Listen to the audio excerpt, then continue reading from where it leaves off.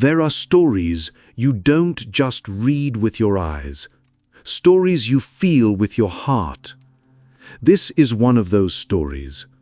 The story of a boy who walks through the world searching for something. We don't know what he seeks, perhaps a place, perhaps himself. Along the way, he meets three companions: a small mole who loves cakes and questions, a fox who prefers silence to pain, and a horse who carries the quiet wisdom of those who've lived long. But what if each of them were, in truth, a part of us? Desire, fear, courage, hope.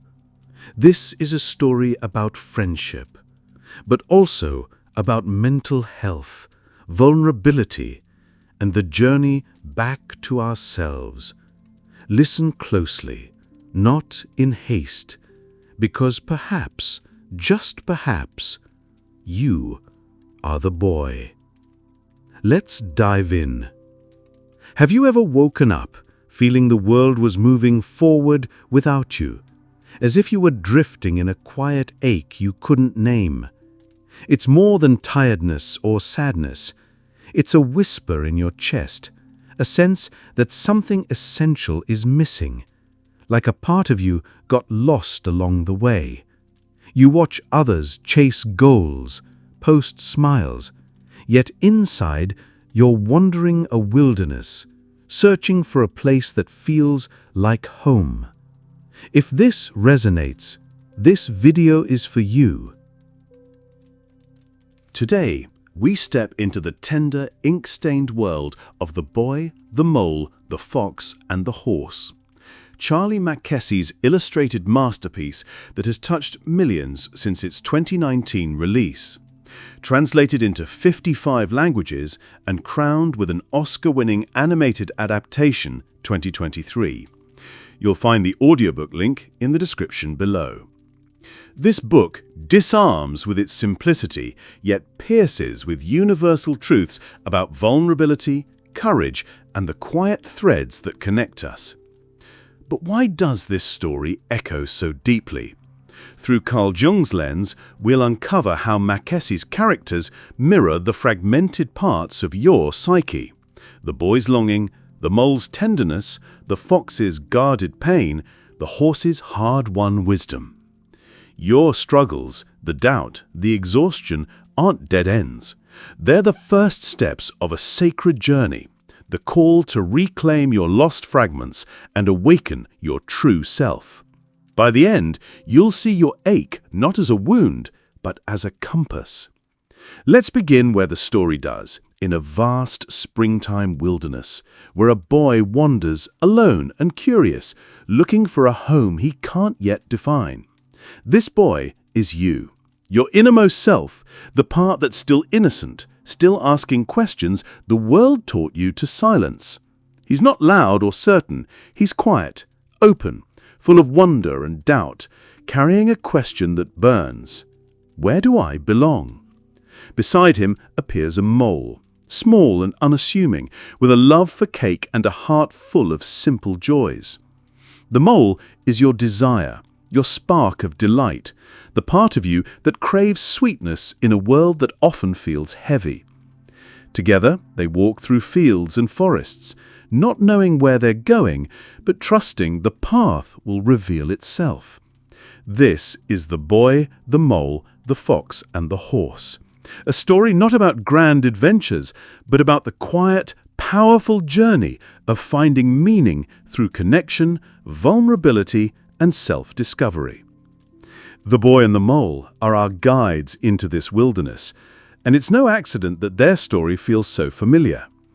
Carl Jung, the psychologist who mapped the depths of the human psyche, would say this wilderness is your inner world, a vast, untamed place where your soul speaks. Jung called this the unconscious, the hidden realm where your deepest longings, fears, and dreams live. When you feel that ache, that sense of being lost, it's your unconscious calling, urging you to look beyond the surface of your life. Maybe you're burned out, dragging yourself through endless workdays, feeling like a machine instead of a person. Maybe you're wrestling with questions no one else seems to ask. Why am I here? What's the point of all this? Jung would tell you this isn't a sign of weakness. It's the beginning of individuation, the journey to become whole, to find the self that's buried beneath the roles you play. That longing you feel, that quiet pull towards something more, it's universal. It's the boy in you, standing in the wilderness, asking, "Where's my home?" Home isn't just a place, it's a feeling of belonging, of being enough, of knowing who you are. But life has a way of pulling you away from that. You get caught in the grind, deadlines, expectations, the pressure to perform. You wear masks to fit in, the perfect worker, the reliable friend, the one who's always fine. Jung called this mask the persona, the face you show the world to survive. It's useful, but when it becomes all you are, you lose touch with the boy inside, the curious, wondering part that knows life should feel alive. That's when the ache starts, that hollow feeling that no amount of success or distraction can fill. The mole, with his love of cake and his gentle questions, offers a way back. He's not chasing grand ambitions, he's savoring the small joys, the moments that make life sweet. He asks the boy, "What do you want to be when you grow up?" And the boy answers, "Kind." It's so simple, yet so profound. Jung would see the mole as your anima, the spark of life that connects you to your emotions, your desires, your capacity for joy. When you're burnt out, you forget this part of yourself. You push through, ignoring the small things that light you up, a warm coffee, a sunset, a quiet moment alone. The mole reminds you that these aren't distractions, they're lifelines. They're the first steps to hearing your soul's whisper, to remembering what makes you feel alive. But why is this so hard? Why does the wilderness feel so vast, so lonely? Jung believed that modern life disconnects us from our self, the core of who we are. We're taught to value productivity over purpose, to chase external rewards, money, status, likes, while ignoring the inner world. A 2025 study from the American Psychological Association found that 68% of adults report feeling disconnected from their sense of purpose, with burnout rates soaring in high-pressure environments. This is the wilderness you're wandering in, where the world's demands drown out your inner voice. Jung would say this longing isn't a problem to fix, it's a signal, a call from yourself to stop running and start listening. That ache you feel isn't random. It's your unconscious pushing you to face the parts of yourself you've buried. Maybe it's the dreams you set aside to be practical. Maybe it's the voice that says you're not enough, echoing old wounds or societal pressures. Jung called this the shadow, the hidden parts of you that you push away to fit in. When you're burnt out, the shadow grows louder, manifesting as exhaustion, doubt, or a sense that life has lost its color. The boy's wandering mirrors this. He's searching not just for a home, but for himself. And the mole, with his simple love for cake, shows you where to start, with self-compassion, with the courage to embrace your desires no matter how small they seem. Have you ever paused in the middle of a chaotic day and felt that pang, that longing for something you can't name? Maybe it's when you're scrolling through social media, seeing everyone else's perfect lives, and wondering why yours feels so heavy. Or maybe it's when you're lying awake at night, staring at the ceiling, asking, "Is this all there is?" That's the boy in you, standing in the wilderness, feeling the weight of the unknown. Jung would urge you not to run from this feeling. It's not a sign you're failing. It's proof you're alive, that your soul is still searching. The boy doesn't have all the answers, but he keeps walking, keeps asking questions. That's your first step, to stay curious, to let yourself wonder. The mole's role is just as vital. He's not perfect, he's a little greedy, a little silly, but he's honest. He loves cake, and he's not ashamed of it. He asks the boy, "What's the bravest thing you've ever said?" And when the boy answers, "Help," the mole doesn't judge. Jung would see this as a moment of anima integration, where you start to embrace your vulnerabilities, your desires, your humanity. Self-compassion isn't about fixing yourself, it's about accepting that you're enough, even when you feel lost. The mole teaches you to find joy in the small things, a laugh, a kind word, a moment of rest, because these are the threads that weave you back to yourself. When was the last time you let yourself savor something small, without guilt? Maybe a quiet walk, a favorite song, or just a moment to breathe. Did it feel like a waste of time? Like you should be doing more? That's the persona talking, the mask that says you're only valuable when you're productive. Jung would tell you to listen to the mole instead. Those small joys aren't distractions, they're medicine. They're reminders that you're more than your to-do list, more than the roles you play. They're the first steps out of the wilderness, toward a home that's not out there, but inside you. But this is just the beginning. The boy and the mole are only the first companions on this journey. The wilderness is vast, and the path ahead will bring new challenges, fears, wounds, and the courage to face them. Jung's psychology tells us that finding meaning isn't about escaping the wilderness. It's about walking through it, trusting that every step brings you closer to yourself.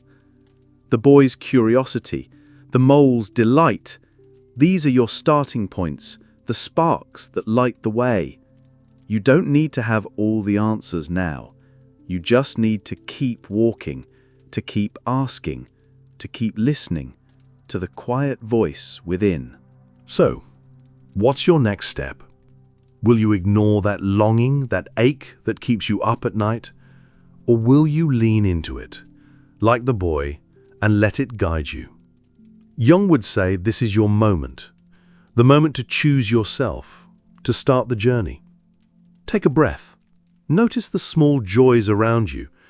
A warm light, a soft sound, a moment of stillness. Let them anchor you. You're not lost. You're just beginning to find your way.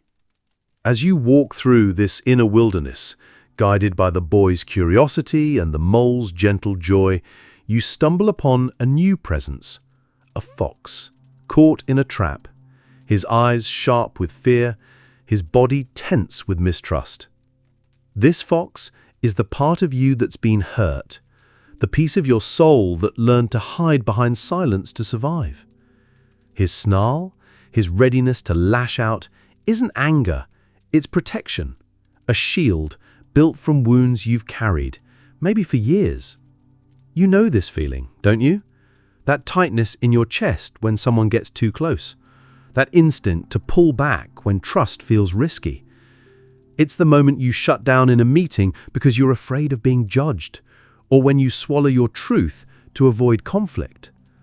The fox lives in you, in the quiet scars that shape how you move through the world, especially in places where you've been bruised. Work, relationships, or even your own thoughts.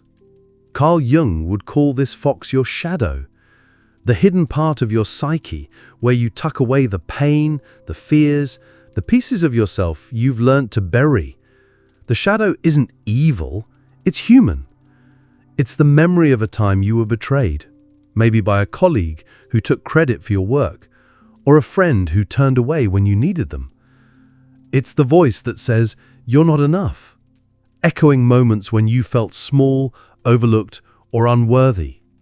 In the story, the fox is trapped, not just by a physical snare, but by his own mistrust, his belief that the world is a place of danger. You carry this trap too, don't you? It's the silence you wrap yourself around when you're burned out, when the demands of life Endless tasks, toxic dynamics make you retreat into a shell, guarding your heart to keep it safe. But the fox's story doesn't end in the trap, and neither does yours.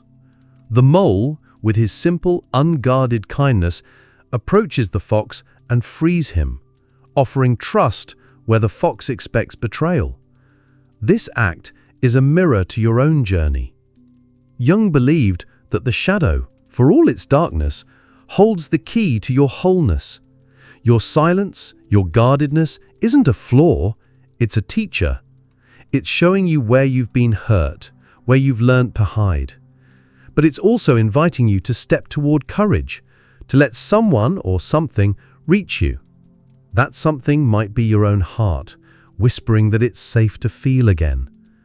The mole's kindness isn't naive, it's radical. It's the courage to see the fox's pain and not turn away, just as you can learn to see your own pain without running. This is where the wilderness gets deeper, where the path feels riskier. Your silence, that protective wall, was born from trauma. Maybe not a single event, but a slow accumulation of moments when you felt unseen, unheard, or unsafe. Jung would say this trauma lives in your unconscious, shaping how you move through life. When you're burned out, that silence grows louder, doesn't it? You might notice it in the way you avoid speaking up, fearing judgment, or how you pull back from connection, afraid of being hurt again. The fox's mistrust is your mistrust, forged in a world that sometimes rewards manipulation over honesty, control over vulnerability. You've seen it. People who climb by stepping on others, environments where trust is a liability.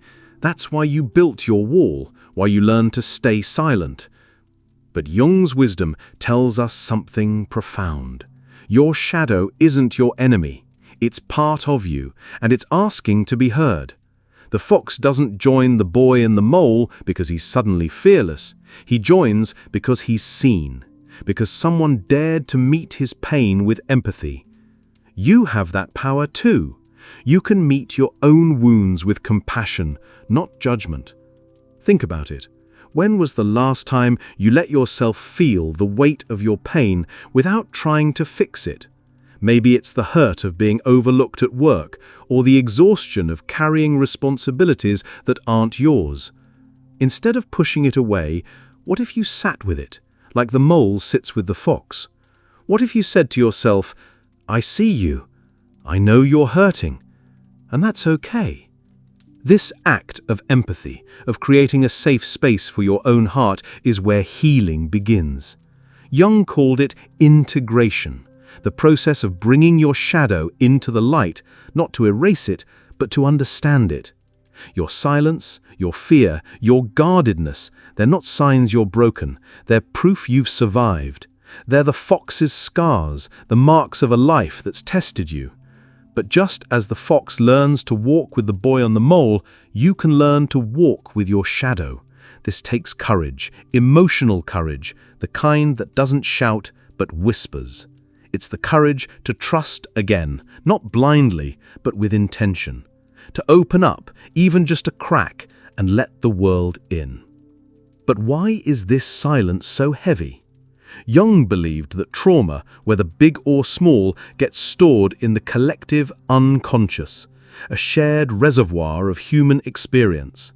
Your wounds aren't just yours, they connect you to every soul who's ever felt betrayed, dismissed, or afraid. When you feel that tightness, that urge to retreat, you're touching something ancient, something universal. This is why the fox's story resonates. It's not just a fox, it's every moment you felt trapped by your own pain. But it's also why the mole's kindness matters. Empathy, whether from others or from yourself, is a bridge. It's what pulls you out of the trap, not by force, but by connection. You might be wondering, how do I do this? How do I face this silence when it feels so overwhelming? Jung's answer is to listen, not to fight. Start small. Find a quiet moment, maybe at the end of a long day, and ask yourself, what am I afraid of? What's this silence protecting? You don't need to have all the answers. Just let the questions sit, like the mole sitting with the fox. You might write it down, letting the words flow without judgment, or you might speak it aloud, to yourself, in a whisper. This isn't about fixing the pain, it's about acknowledging it. Jung called this active imagination, a way to dialogue with your unconscious, to let your shadow speak. Another step is to create a safe space within. The mole frees the fox, not with grand gestures, but with simple kindness. You can do this for yourself. Try a ritual, light a candle and sit in its glow, letting yourself feel whatever comes up, fear, sadness, anger, without pushing it away. Or take a walk, phone off, and notice the world around you, a leaf, a breeze, a sound. These moments are your mole offering kindness to your fox. They're reminders that you don't have to stay trapped. You can trust again. Not the world, not yet, but yourself. This courage to trust is what makes the fox's story so powerful. He doesn't become fearless overnight. He joins the journey, still wary, still silent, but willing to walk. That's what Jung means by integration. Not erasing your wounds, but letting them be part of your story. Your silence, your fear, your scars, they're not the whole of you, but they shape you. They teach you resilience, the kind that comes from surviving the trap. The fox walks with the boy and the mole because he's seen, because he's held. You can hold yourself too, with the same gentle courage. As you move forward, the wilderness shifts. The boy and the mole have shown you the power of curiosity and joy, and the fox has taught you that your wounds are not your end, they're your strength. But the path isn't complete. There's another companion waiting, one who carries a wisdom deeper than fear, a strength born from vulnerability. Your journey is about to meet the horse, the part of you that knows how to soar. For now, let the fox's lesson linger. Your silence is a teacher. Your wounds are a guide. You're not trapped. You're learning to trust, to heal, to walk towards wholeness. The wilderness you've been walking through, guided by the boy's quiet curiosity, the mole's gentle joy, and the fox's guarded courage, now opens to a new presence. A horse, calm and steady, with a depth in his eyes that feels like coming home. This horse is the part of you that's always been there, beneath the noise, beneath the pain, a reservoir of strength, peace and wisdom waiting to be claimed. His wings, hidden for so long out of fear, are a secret he's only now ready to share, a symbol of the power you've kept locked away. You've felt this before, haven't you? That faint spark deep inside, even in your darkest moments, that whispers you're capable of more, that you're enough. As the boy, the mole and the fox stand with the horse, their bond grows stronger, a quiet promise of wholeness. Through Carl Jung's lens, this is yourself, the core of who you are, calling you to embrace vulnerability as the gateway to your deepest strength. Let's walk with the horse now, and I promise you'll uncover a wisdom that transforms your struggles into a path to peace. The horse steps into the story with a presence that calms the air, his voice soft but unshakable. He tells the boy, "The bravest thing I ever said was help," and in that moment the wilderness feels less daunting. This is your inner wisdom, the part of you that knows vulnerability isn't weakness, it's power. Jung would call the horse the self, the center of your psyche that holds all your parts together, the boy's longing, the mole's delight, the fox's scars. When you're burned out, when the world's demands leave you hollow, this is the voice you've forgotten, the one that says you don't have to carry it all alone. It's the moment you pause in the chaos of a workday and realize you can't keep pretending you're fine.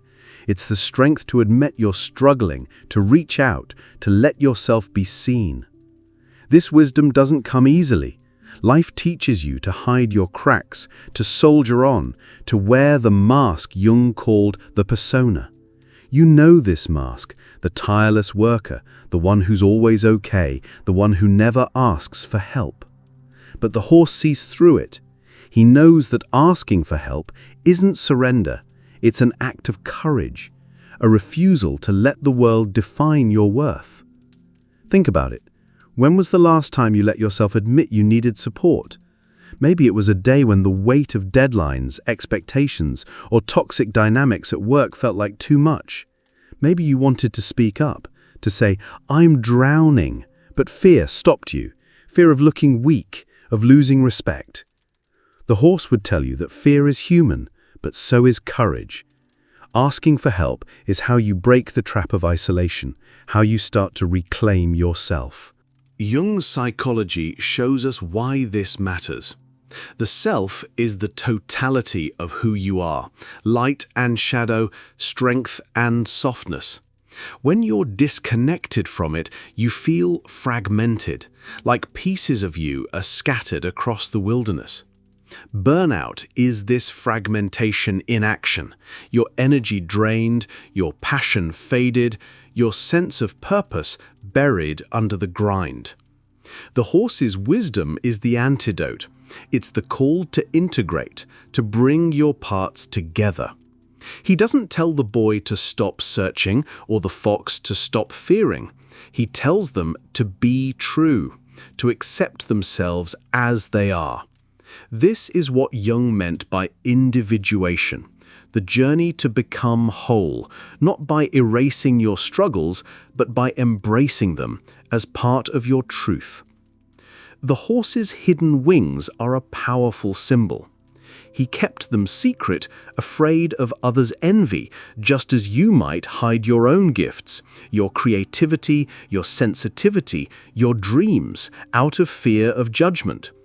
Maybe you've dimmed your light to fit in, to avoid standing out in a world that often punishes authenticity. At work, you might silence your ideas to keep the peace, or bury your ambitions to avoid conflict. But the horse shows you another way. When he reveals his wings, he doesn't just fly, he carries the others with him. This is your inner strength, waiting to lift you above the chaos.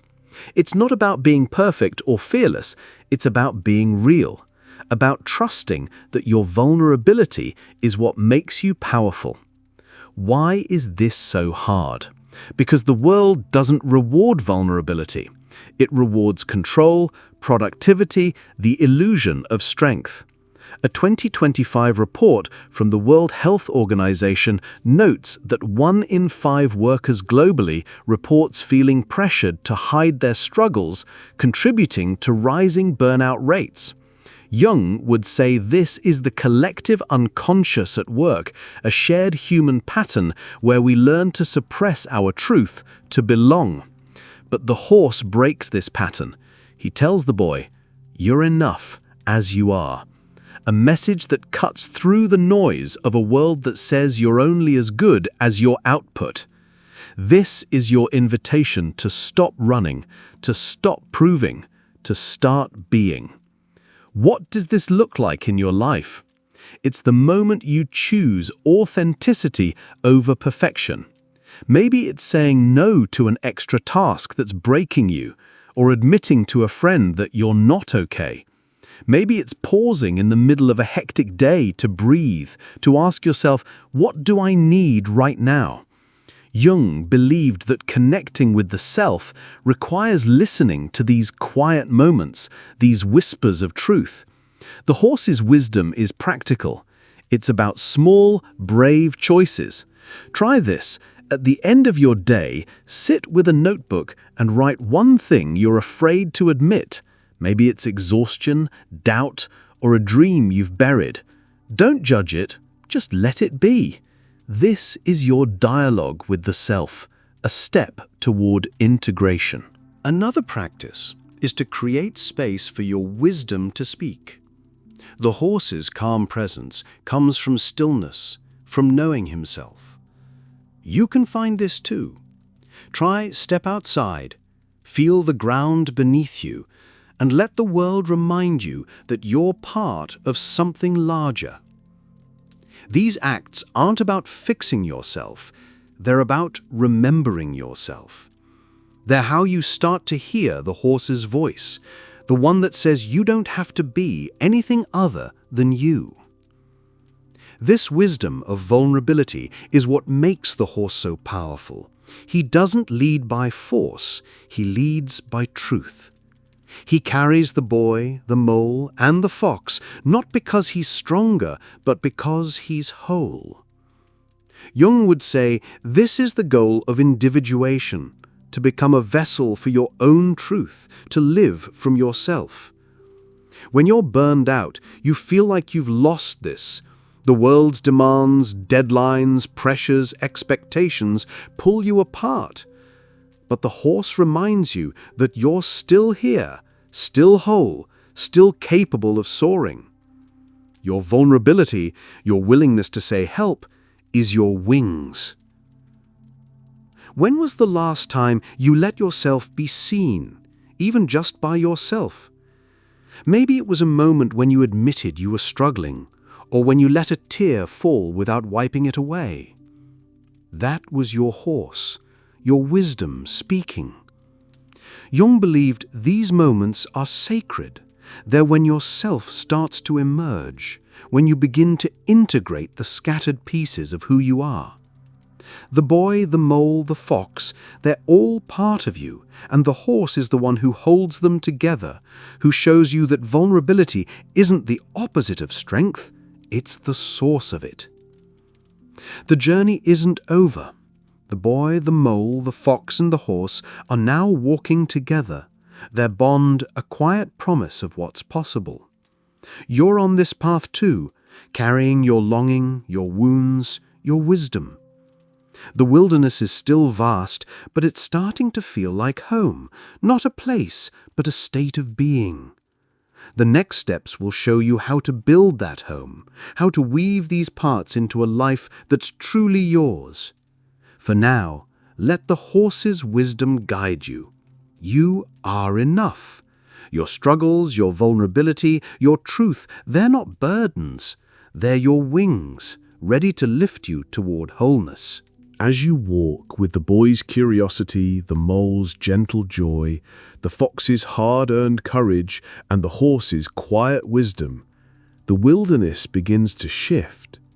The path you've traveled through longing, through fear, through the discovery of your inner strength, now feels less like a maze and more like a journey towards something whole. In the boy, the mole, the fox, and the horse, the four companions move together, their steps a rhythm of connection, their voices weaving a truth that resonates deep within you.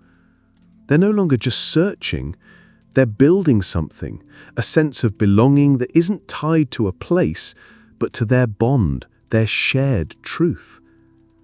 This is your journey too, the moment when all your parts, your desires, your wounds, your wisdom, start to come together. Through Carl Jung's lens of individuation, this is the return home, not to a physical destination, but to yourself, the core of who you are. Let's walk this final stretch, and I promise you'll see that your struggles, your vulnerabilities, are the threads that weave the home you've been searching for. The story's final chapters show the boy, the mole, the fox, and the horse walking side by side, their differences no longer separating them, but uniting them. The boy asks, "What is home?" And the horse replies, "Home is where the people who love you are." But this isn't just about others, it's about you, loving yourself, accepting every piece of who you are. Jung would call this integration, the moment when your psyche's scattered fragments, your longing for meaning, your guarded silence, your hidden strength, begin to form a whole. When you're burned out, when life's demands leave you feeling like a shadow of yourself, this integration feels impossible. You're fragmented, pulled in all directions by work, expectations, or the need to prove your worth. The companions show you it's possible to come home, to find peace within by embracing every part of you. This home isn't a place you arrive at once and for all. It's a state of being, a way of living that honors your truth. Jung's concept of individuation is about this, becoming whole not by erasing your struggles, but by weaving them into your story. The boy's curiosity, the mole's delight, the fox's scars, the horse's wisdom, they're all you, and they belong together. Think about it. When you're exhausted, when you feel like you've lost your spark, it's because you've been living for the world's demands, not for yourself. Maybe it's the endless grind of work, where you're expected to be productive without pause. Maybe it's the pressure to be perfect, to hide your doubts, to keep going even when you're breaking. The companions teach you that home is where you stop running, where you let yourself be, all of you, the light and the shadow. What does this look like in your life? It's the moment you choose to live authentically, to align your actions with your truth. Jung believed that integration happens when you listen to yourself, the center of your psyche that holds all your parts. This isn't about achieving perfection, it's about accepting imperfection. The boy doesn't find a perfect house, he finds a home in the love and trust of his companions. You can find this too by embracing your desires like the mole, your fears like the fox, and your wisdom like the horse. Maybe it's choosing to rest instead of pushing through another late night. Maybe it's speaking your truth even when it's scary, or pursuing a dream you've buried under shoulds. These choices are your homecoming, your return to yourself.